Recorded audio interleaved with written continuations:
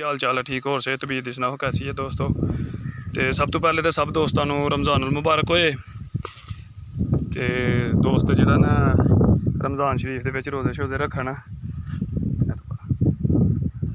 सब दोस्तों को जिहड़ा रमज़ान मुबारक बहुत बहुत होए।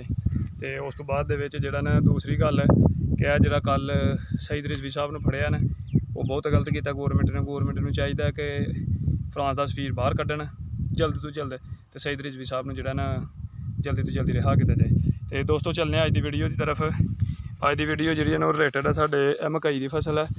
तो मकई के मतलब कार्बोफ्यूरान जिहड़ा ना जहर है असी पान लगे हाँ। कार्बोफ्यूरान जहर है जी मकई के लगे हैं पान। तुहानूं दस्सने ये जहर पान का मकसद ये है कि मकई नूं जिहड़ी बीमारी लगी दी है ना वो बहुत मसला करती पई है। कोंपल इस तरह चूंडी एक जहर फड़ना तुसीं ते कोंपल जिहड़ियां इहदे सुट देना।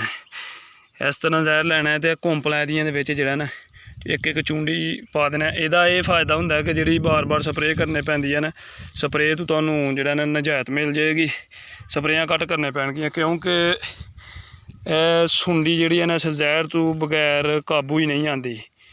तो हर बूटे की जिहड़ी है ना हर कोंपल दे विच तुसीं थोड़ा थोड़ा जहर है ना जिहड़ा वो इंज पांदे जाना ताकि हुण फसल देखो ना कि माशाअल्लाह जिथे पहुँची दी है। हुण पौधा है ना यह डैमेज हो गया। सुंडी ने बहुत नुकसान दिते तैनूं वो वास्ते जिहड़ा ना असीं इहदियां कोंपलां दे विच जिहड़ा ना एक एक चूंडी जहर पा रहे हैं ताकि मजीद जिहड़ा ना अग्गों वो नुकसान ना होए।